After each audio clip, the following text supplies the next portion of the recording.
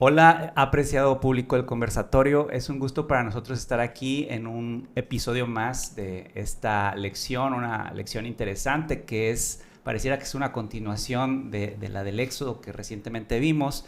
En esta ocasión vamos a continuar conociendo más de la experiencia de Josué, del liderazgo de Josué, del pueblo de Dios, cómo es ese esfuerzo de Dios que se acerca a su pueblo para intentarlo introducir a lo que les había prometido, y precisamente el título es Sorprendidos por la gracia. Llama la atención que esta palabra gracia aparece en el Antiguo Testamento y vemos en al menos un par de historias cómo la gracia de Dios era abundante también en épocas de Josué. Y tenemos el versículo que dice: por la fe no pereció la prostituta Rahab junto con los incrédulos, porque recibió en paz a los espías. Entonces tenemos aquí una historia que tiene que ver con las segundas oportunidades que Dios da. Una historia que nos lleva a pensar una de las circunstancias de los seres humanos, que es repetir, repetir y volver a caer y volver a fallar y volver a cometer errores. Sin embargo, ante estos errores siempre están las segundas oportunidades de nuestro Dios. También tenemos una historia en la que se ven involucrados algunos espías que van y recogen información de un pueblo, que a pesar de que Dios les había prometido que esta tierra, la Canaán, sería de ellos, ¿verdad? La evidencia bíblica nos dice que los seres humanos en este contexto tenían que hacer algo para acompañar lo que Dios ya había decidido. Entonces, hay ciertas cosas interesantes que quiero platicar con ustedes, pero para eso no lo voy a hacer solo. El día de hoy me acompaña aquí un buen amigo. Hola, ¿qué tal? Es un gusto estar una vez más en este conversatorio, estudiando la lección de la escuela sabática. Bien, pues gracias, Esdras, por estar aquí con nosotros. ¿Y cómo ves este apartado, esta idea introductoria, cómo la gracia de Dios pues no deja de sorprendernos, ¿no?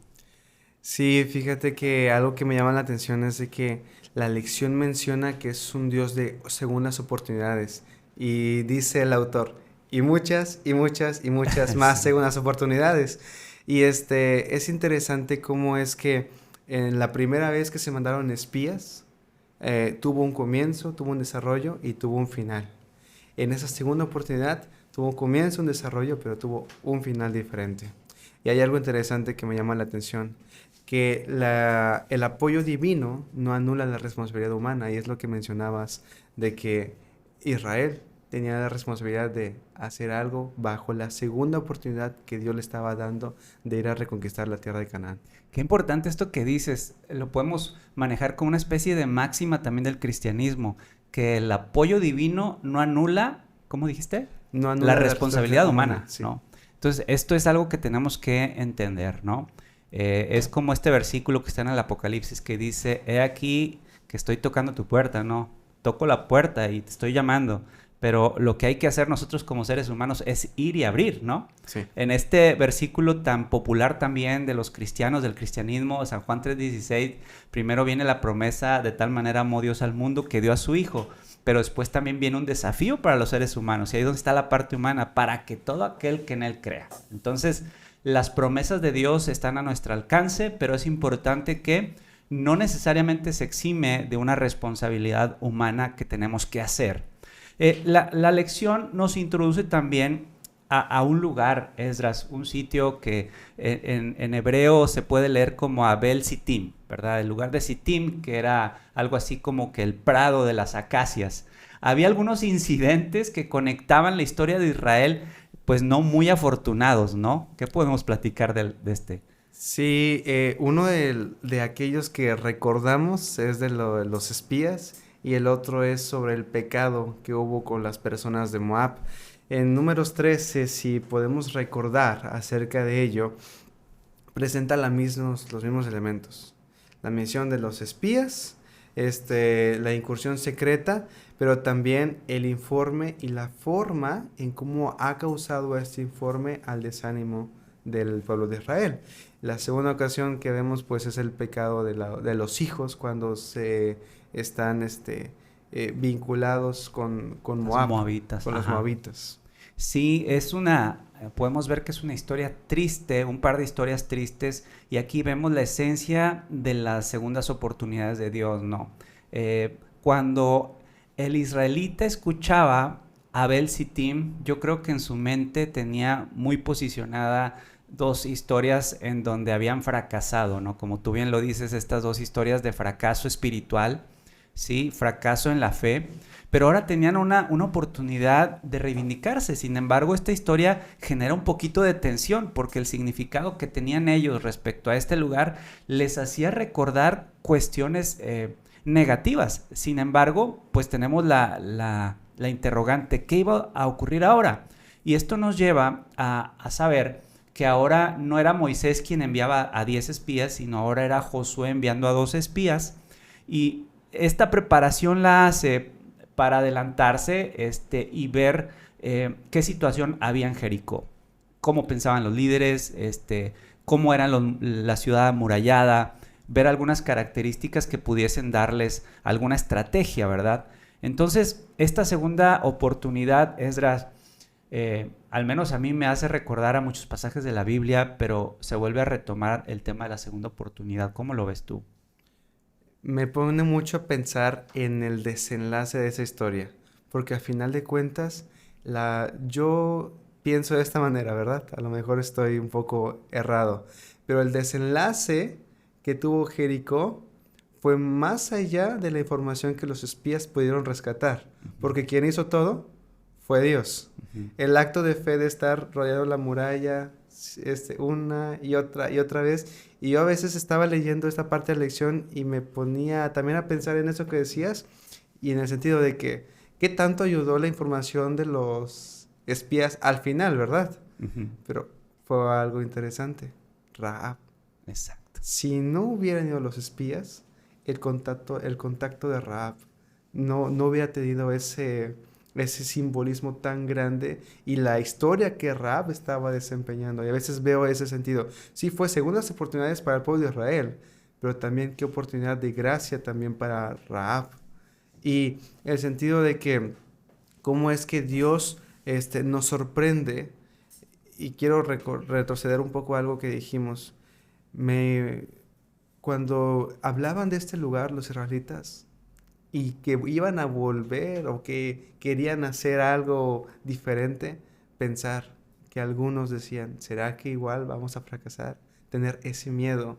Y cuando siempre hay una segunda oportunidad, cuando hay otra oportunidad que nos dan, vamos a hacerlo mejor para no caer, o mejor no lo intentamos porque sabemos que ahí siempre está ese tope que no nos deja avanzar.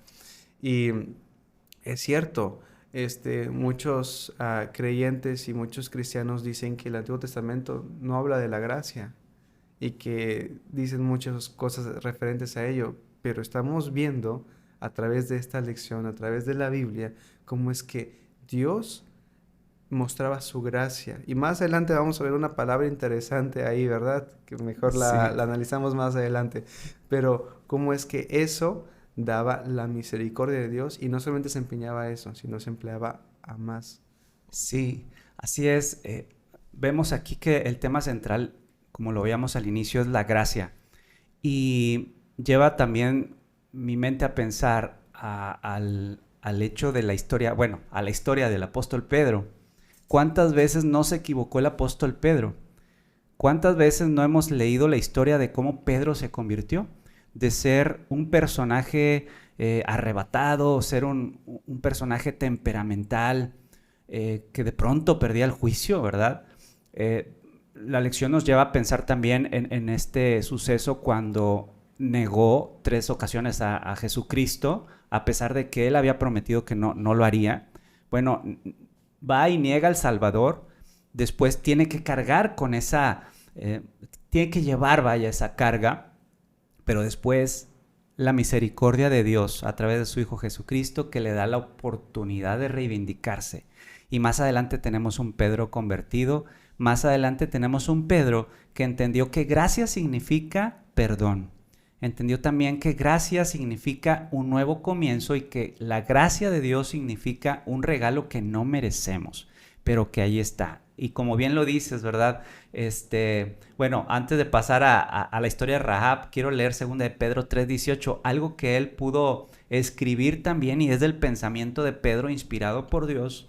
Te digo, hay muchas buenas historias en la Biblia de transformación. A mí me llena de alegría la historia de Pedro, la historia también de Juan, cuando era considerado el hijo del trueno, sí, y después el discípulo amado. Qué gran cambio, ¿no? ¿Cuántos Juanes y cuántos Pedros podemos saber? Que Dios quiera que al final de nuestra vida podamos encontrar una historia de transformación. Dice 2 de Pedro 3:18, antes bien, creced en la gracia y el conocimiento de nuestro Señor y Salvador Jesucristo. A Él sea la gloria y hasta el día de la eternidad. Amén. Es una forma de despedirse del pasaje, del capítulo, pero dice que hay que crecer en la gracia, ¿verdad? Entramos entonces al personaje de Rahab, Esdras.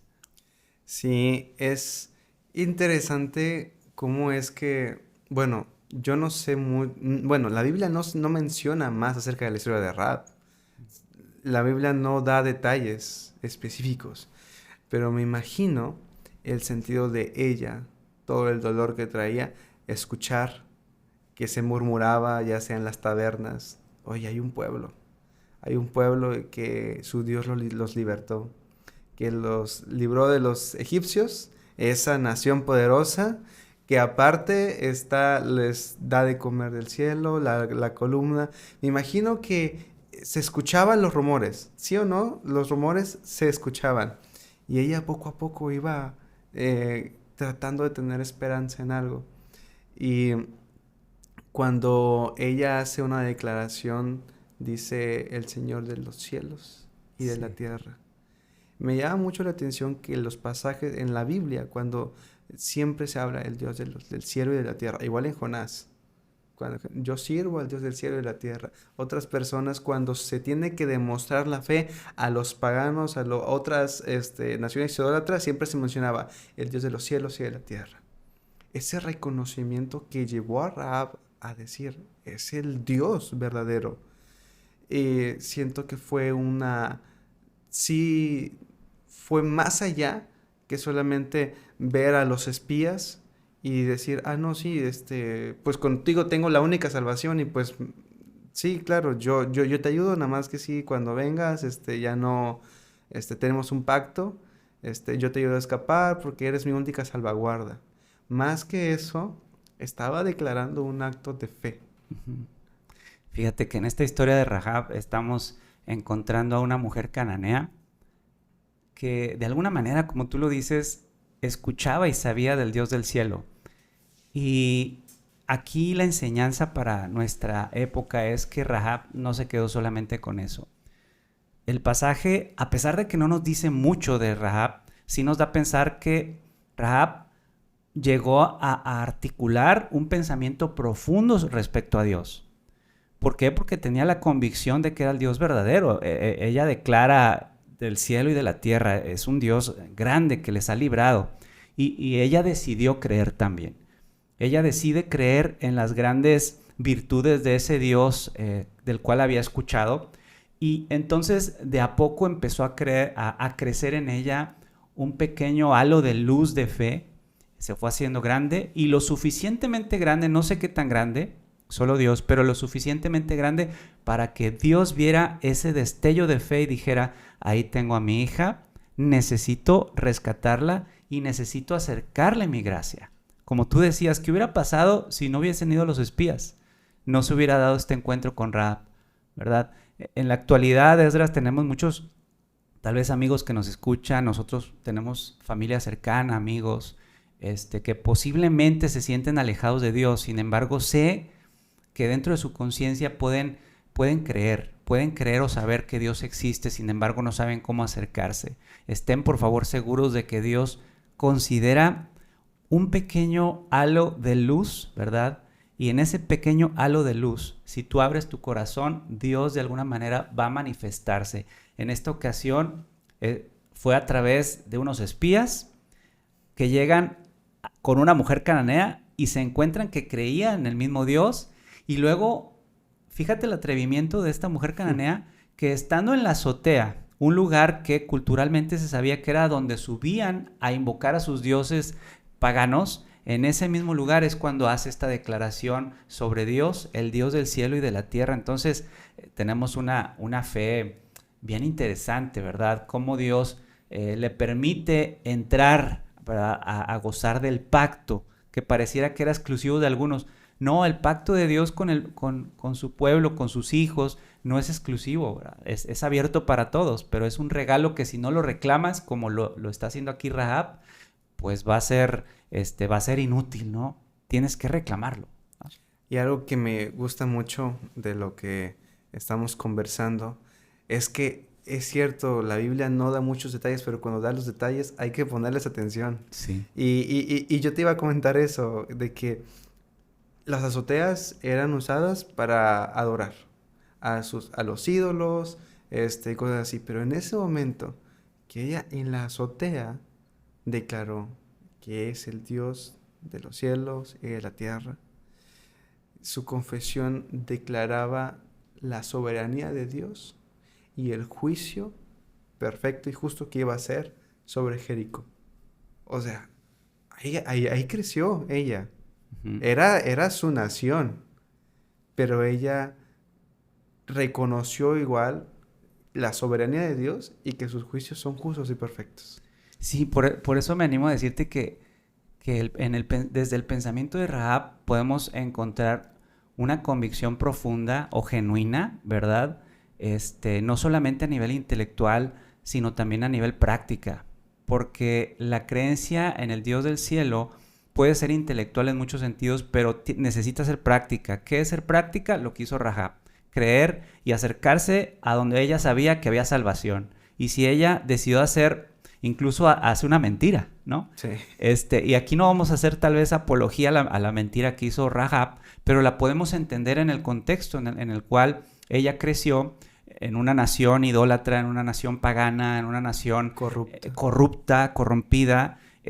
Pues fue un recurso que utilizó. Vemos el esfuerzo de ella, y insisto, no estamos haciendo apología a la mentira, pero vemos el esfuerzo de ella por ganarse la gracia o reclamar la gracia, porque la gracia es puesta por nuestro Dios. Lo que tenemos que hacer nosotros nada más es creer y a reclamar ese gran regalo que tenemos a nuestro alcance, ¿no? Sí. Y luego, Esdras, tenemos esta otra palabra que yo creo que es la que tú decías, Esed, ¿no? Sí. Que es la bondad de Dios. ¿Qué podemos decir de esta palabra respecto a la historia? Me llama mucho el sentido de la palabra referente a bondad, misericordias. Y estábamos viendo la lección que en Deuteronomio 7:12 dice la lección que también evoca el pueblo de Israel. Es mencionada esta palabra de misericordia, pero ese Gesed es como una respuesta de Dios a la respuesta del pueblo. No sé si me estoy dando a entender. Es como un pacto, uh-huh. ¿Sí? El Dios dice algo, el pueblo responde y por lo tanto Dios da su gracia y su misericordia. Uh-huh. Y es parte de que da la alusión a Deuteronomio 7 y dice algo. El versículo dice, entonces, 7:12 dice, entonces, por haber oído estos preceptos y haberlos guardados y puestos por obra, el Señor tu Dios guardará contigo su pacto y su constante amor.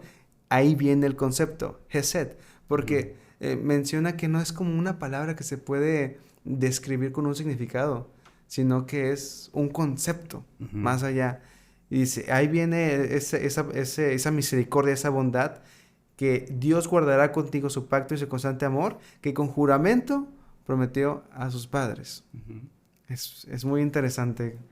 Y fíjate, hablando de este pacto, ya hemos estudiado anteriormente cómo funcionaba el pacto, y precisamente es una interacción entre Dios creador y el ser humano, que es su criatura, y pues qué bonito entenderlo desde la perspectiva de la bondad, que la bondad es lo que sobreabunda por parte del carácter de Dios. Pero el mismo Deuteronomio 7 es interesante que menciona que incluso era como que había una prohibición para que se pudiesen hacer pactos con cananeos, ¿verdad? Pero Rahab, ¿verdad? Aún no siendo israelita, aún siendo de este pueblo que era de las naciones circundantes, pero no los dueños, lo pongo entre comillas, del pacto, ella va y reclama para sí este milagro de la gracia, ¿no? Entonces, después de allí tenemos esta conversación entre Rahab y los espías. Aquí vemos una figura simbólica que nos lleva a pensar en la Pascua, ¿no? ¿Cómo podemos relacionarlo con la Pascua, Esdras? Nos recuerda cómo es que el simple hecho de que se pintara el dintel con la sangre del cordero, el pacto que se hacía, ¿no? De creer, de resguardar, y luego que el ángel no pasaba, ¿O pasaba de largo? Sí, o pasaba de largo, más bien, era lo correcto. Nos hace recordar ese sentido también de que los que estaban adentro estaban protegidos. Uh-huh. ¿Sí? Entonces, y es algo curioso porque Rahab era cananea, y es cierto, no había por parte de Dios que de una manera buena que hubiera un juramento entre cananeos. Ajá. Pero como tú dices, se aferra. Y así como la sangre del cordero era la garantía, era la señal para que el ángel de la guarda, el ángel de destrucción, perdón, de muerte, pasara de largo. Así también me hace mucho pensar este sentido de que los que estaban adentro se sentían protegidos. Uh-huh. Ella sabía que iba a pasar todo esto, ¿no? Así es. Pero al estar en su casa, pienso en esto, que se sentía protegida por la señal que habían acordado del pacto.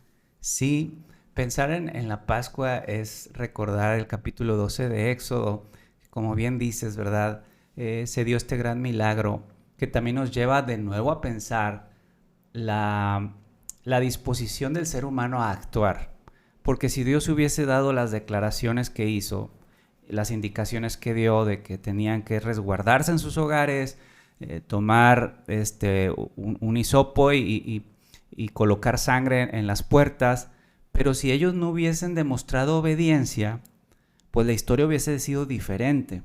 Sin embargo, o no obstante, cuando el pueblo hace caso a la palabra de Dios y obedece la palabra del mismo que había declarado el pacto, pues se resguarda. Y este resguardo hace que el ángel de la muerte, como bien dices, pase de largo, ¿no? Ahí está el símbolo también de obediencia. Y de la misma manera que Dios guardó a su pueblo de la séptima plaga en Egipto, o de la última plaga en Egipto, mejor dicho, de esta misma manera, ahora estos espías, ¿verdad? Tenían que resguardar a Rahab y darle la oportunidad que fuese así, ¿no? Que estuviera del lado de la salvación. Todo por ese pequeño halo de fe que Dios alcanzó a ver que era suficiente y dijo, esta es mi hija y la voy a rescatar para mí, y no solamente a ella, sino que también a su familia, ¿no? Y mediante la obediencia también se demuestra la fe. Esto es una evidencia de fe. Y no quiero malinterpretarme con lo que voy a decir, pero Dios da la salvación. Dios nos regala su salvación. Pero también hay algo del ser humano en el que uno tiene que obedecer, perseverar, mantener todo sentido de obediencia a Dios y fidelidad de un corazón genuino, y esa salvación va a llegar, y pongo en el sentido, va a llegar a un sentido más grande, Uh-huh. porque en el sentido de Rahab, ella ya había asegurado un pacto, ¿verdad? Se cayeron los muros, ella seguía siendo obediente a ese pacto que había hecho con los espías. Y al final vino una salvación que la sacó del mundo de corrupción, que la sacó del mundo de dolor que venía y fue parte de un pueblo en el cual ella aceptó adorar a ese único Dios verdadero que mencionó y declaró, el Dios de los cielos y de la tierra. Sí, y fíjate qué tan importante se volvió también el ejemplo de Rahab, que no por nada en el Nuevo Testamento, libros como Santiago, libros como Hebreos, que por ahí la pone incluso en la Galería de la Fe, en Hebreos capítulo 11, mencionan el ejemplo de Rahab, de su grande fe y de la hazaña que ella hizo. No hay que dejar de lado el pensar que Rahab puede también ser un sinónimo de aquello que muchas veces prejuiciamos. Y esto es un grave error que nosotros como cristianos podemos cometer, ¿no? Recordemos la condición de Rahab. Era una prostituta. Era una mujer que estaba en condiciones familiares complicadas. Ella visitaba los lugares más oscuros de Canaán. Ella tenía seguramente historias muy tristes y muy grises respecto a ella. Ella había vivido muchísimas adversidades. Sin embargo, un corazón lastimado, como estoy seguro que era el de Rahab, alcanzó a ver la misericordia de Dios. Y cuando un corazón lastimado alcanza a ver la misericordia de Dios, lo que hace falta también es que los ejecutores, por así llamarle, de la gracia de Dios en la tierra, que somos nosotros que confesamos a Dios como nuestro Salvador, tenemos que también ser vehículos o herramientas de salvación y no personas que sean piedras de tropiezo o personas que juzguen o que lancen piedras, ¿no?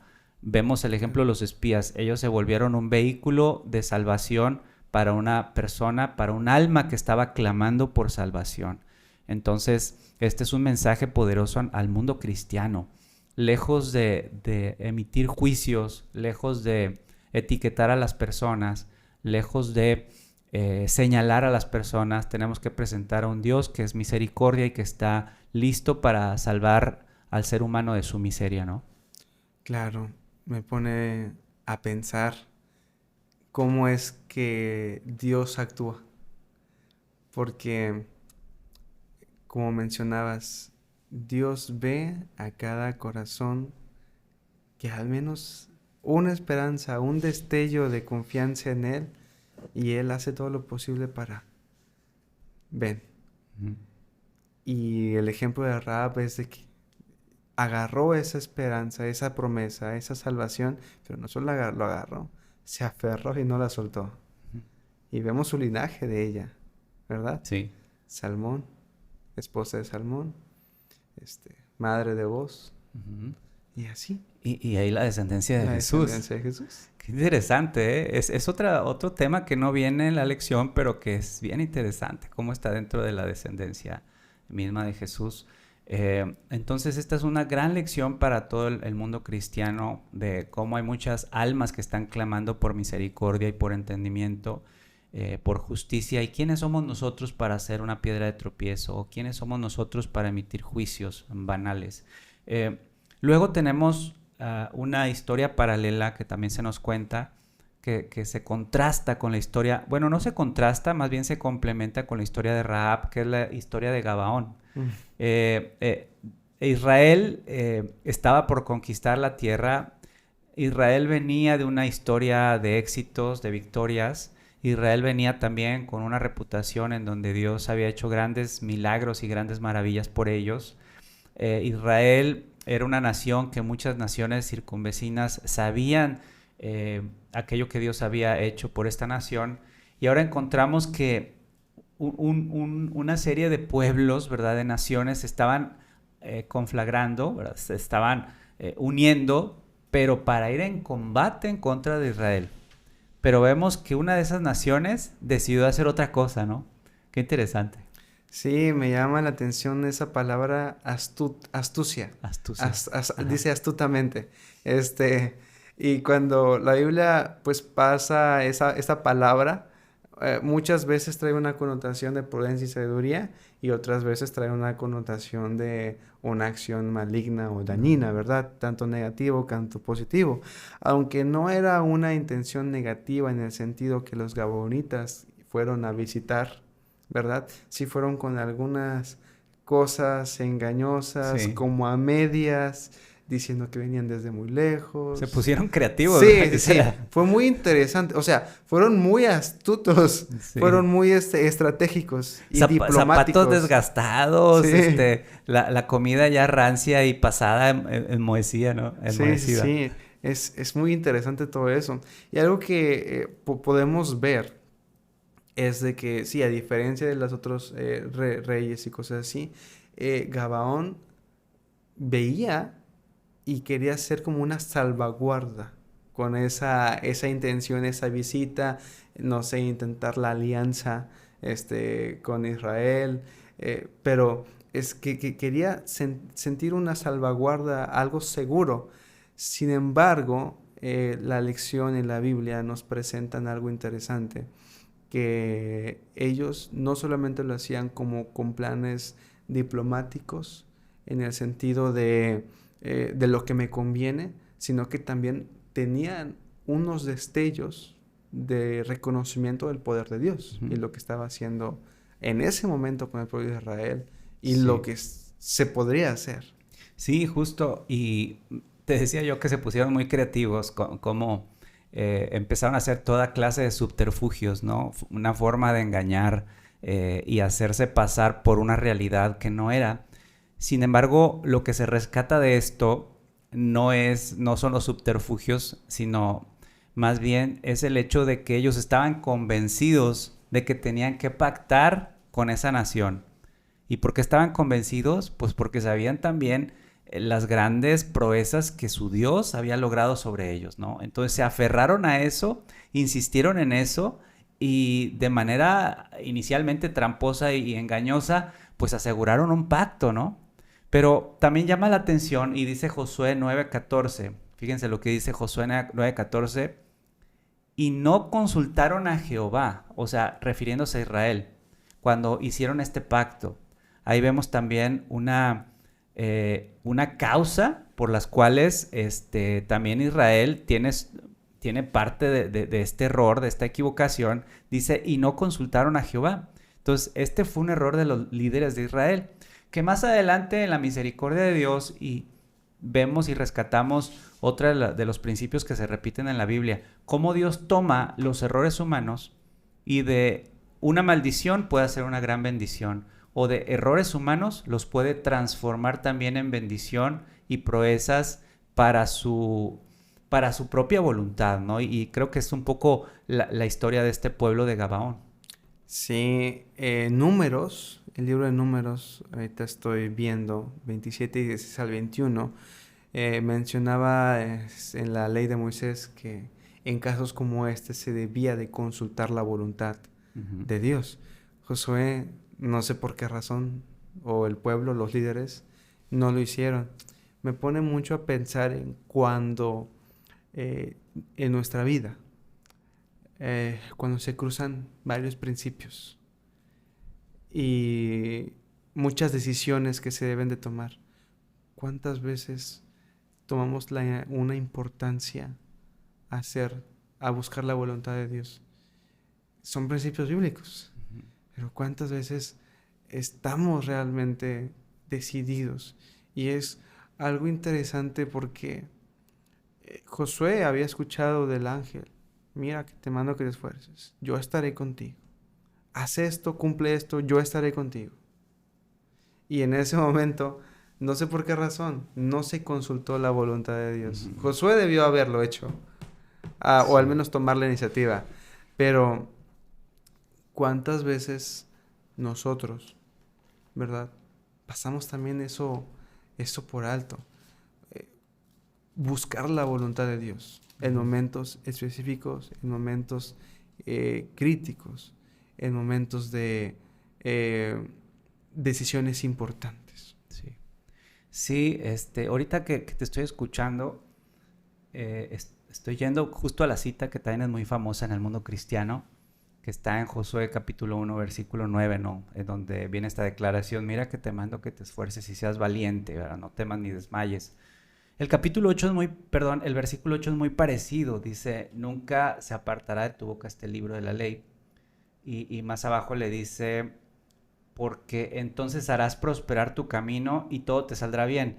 Pero la consecuencia de que el camino de Israel fuera a prosperar y que todo le salga bien, vemos que es la obediencia a la ley, porque el versículo 7 dice más claro, otra vez parafrasea algo muy similar, dice: solamente esfuérzate otra vez y sé muy valiente, muy parecido al 9, pero ojo, le dice: cuidando de obrar conforme a toda la ley. Entonces, veíamos la lección pasada que la fórmula del éxito es muy sencilla, ¿no? Teme a Dios y guarda sus mandamientos, que es algo recurrente en la palabra de Dios. La fórmula del éxito es esa: andar en los caminos de Dios. Y pareciera ser acá que a Josué y a los líderes de Israel se les olvidó, y entonces se encontraron con que lo que dice el 9:14, que dice: y no consultaron a Jehová. Sin embargo, aún así el pueblo de Gabaón encontró la gracia y encontró bendición, ¿no? Sí, es interesante que cuando se descubrió toda esta obra de teatro que se había montado, si se podría decirlo así. Bien creativos, mis Sí, amigos. cómo es de que también se les ofrece esta otra oportunidad. Claro, ¿verdad? Ya no como un pueblo soberano, independiente, como tipo ciudad-estado, sino ahora eran parte del pueblo de Israel en un estatus referente a la consecuencia del engaño que ellos habían hecho, ¿verdad? Que dice que eran como los aguadores y también siervos en cierta manera. Sí. Se me hace muy curioso que en el libro de Nehemías, o sea, fíjate, el pueblo de Gabaón aceptó esta nueva oportunidad, Ajá. esta nueva, se podría decir, este castigo misericordioso de parte del pueblo de Israel que se había puesto por Dios así.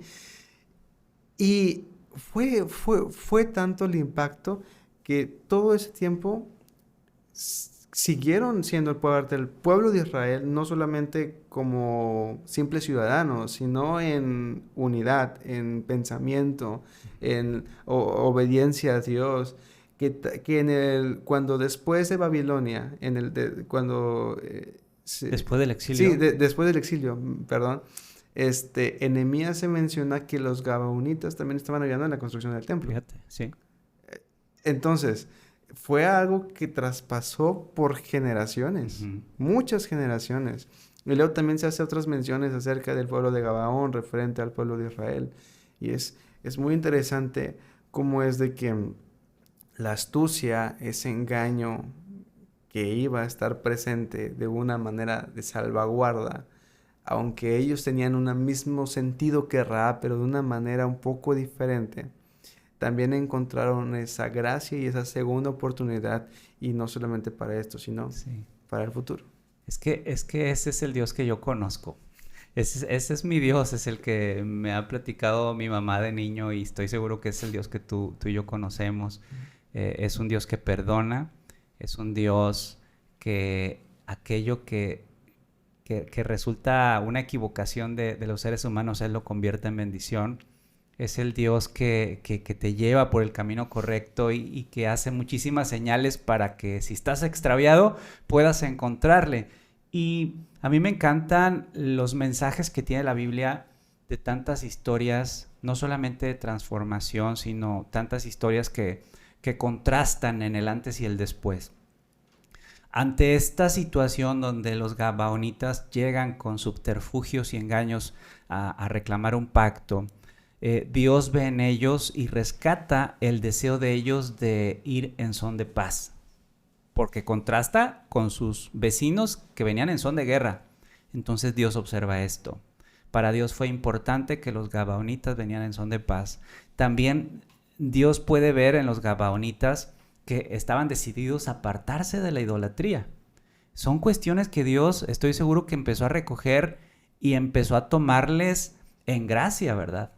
Pero hay un par de pasajes al menos en donde nos demuestra bíblicamente cómo los gabaonitas pasaron de ser malditos a ser benditos.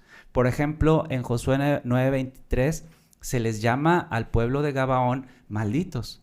Pero si vamos más adelante, en 2 de Samuel 6:12, llegaron a ser benditos, ¿verdad? Los gabaonitas son llamados malditos en Josué 9:23, pero llegaron a ser benditos por Dios en 2 Samuel 6:11, y por la gracia de Dios ocurre esto. Entonces, ¿cómo les honra Dios? Pues aquí vemos otro ejemplo. Es que sabes, Esdras, que yo he aprendido que la Biblia nos demuestra que todas las personas que llegan a Dios nunca son iguales. O sea, yo estoy seguro que todas las personas que se acercan a Dios, siempre hay un antes y un después. Y te mencionaba hace un momento el caso de Juan, que era el discípulo, el hijo del trueno, y luego el discípulo amado.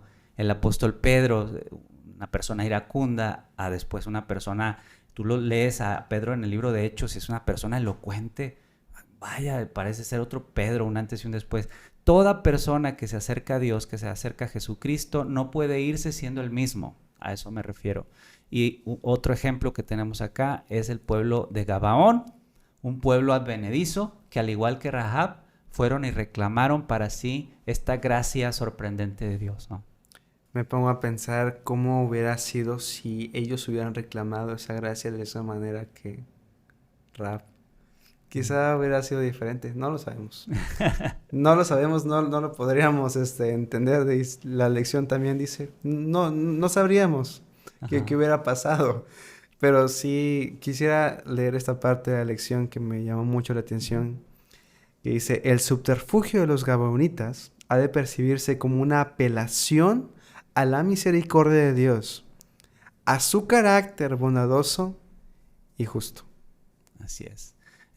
Creo que es un resumen de lo que estamos platicando, muy contundente, y que, bueno, estamos llegando al final de la lección. Me gustaría que ambos pudiésemos dar alguna última reflexión. Esdras, yo me quedo con varias cosas. Es una lección que me ha encantado y vuelvo a insistir. Vayamos y estudiemos, ¿verdad? Estudiamos, porque pareciera que siempre tenemos a nuestro alcance estas historias, pero créanme que la Biblia es tan abundante y tan sabia que te hace ver distintas perspectivas, y cómo a través de estos dos ejemplos de Rahab y del pueblo de Gabaón podemos ver una gracia inmerecida, podemos ver los destellos, ¿verdad?, de esfuerzos del ser humano, imperfectos, sucios, oscuros, con subterfugios, con mentiras, y todo eso Dios lo toma, y como el alfarero, que cae la vasija, se quiebra y Dios la restaura, ¿verdad? ¿Y qué hace Dios de todo esto que el ser humano entrega? Pues lo toma, le da forma y dice: bastaos mi gracia, ¿verdad? Y tú eres una persona a la cual te voy a dar mi misericordia y mi gracia te va a alcanzar, le dice a Rahab, y lo mismo hace también con el pueblo de Gabaón. Es que Dios es un Dios que no distingue ni de raza, ni de género, ni entre judío, ni entre cananeo. Lo veo de esta manera y se me hace muy interesante, y también es un golpe para mi vida, porque a veces yo tiendo a ser ¿cómo te digo? Estando en el otro aspecto, ¿verdad? Con prejuicios. Bueno, así somos muchos de nosotros. Somos imperfectos. Sí, y es interesante cómo es que Dios, cuando yo pienso, es que Dios no puede usar a esta persona, es que sería imposible que Dios usara a esta persona, ahí va Dios y la usa. Sí. Es que esta persona, quizá para mí, quizá para el que nos está viendo, no merece perdón, no merece misericordia, no merece nada, pero Dios está viendo su corazón y Dios le ofrece su perdón y su misericordia. No entendemos. La respuesta que nosotros debemos de tener a ello es: Señor, grande es tu misericordia, grande es tu bondad. Y esto, para terminar, el sentido de Rahab, la fe de Rahab el sentido del corazón de los gabaonitas. El verse a la dicha y a la decisión contundente de, a pesar de todo su trasfondo, lo que ellos tenían en su contexto, ir en dos conceptos diferentes, claro, pero ir y acercarse a aquello que les iba a salvaguardar. Y el sentido de cómo es que ese salvaguarda, ese Dios, al ver el corazón de ellos, reconociendo, uno, el carácter. Bueno, más que nada, la soberanía de Dios, que va ligado al carácter de Dios y que va ligado a su salvación. ¿Cómo es que se agarran de ello, no lo sueltan y Dios obra y actúa? Y no es de que estemos pensando, ¿no?, que hay que ganarse algo para obtener. No, nada de eso. Pero es que Dios da la salvación. Dios muestra. Pero también hay una responsabilidad humana. Así es. Y esa responsabilidad humana es una decisión de cada ser humano de aceptarla, de querer abrazarla y aferrarse, ya sea como Rahab, como los gabonitas, como otros personajes de la Biblia. Mencionas a Pedro, Segunda de Pedro, Primera de Pedro. ¿Quién iba a imaginar que ese Pedro gruñón, enojón, de falto de juicio, iba a dar consejos sobre conducta cristiana, sobre modestia cristiana, sobre el amor en la unidad del cuerpo de Cristo? ¿Quién lo iba a pensar? ¿Quién iba a pensar que ese hijo del trueno iba a hablar en una carta del amor? Del amor. Y a presentar a Dios como ese Dios de amor. Porque cuando todos habían escrito los evangelios y cuando había muchos herejías en la iglesia primitiva, Juan escribe su carta y muestra algo contundente: el principio y el fin. Muestra a ese Dios que se hizo hombre, que se hizo carne, ese Dios que convirtió varios corazones, porque el énfasis de Juan es muy diferente a los demás.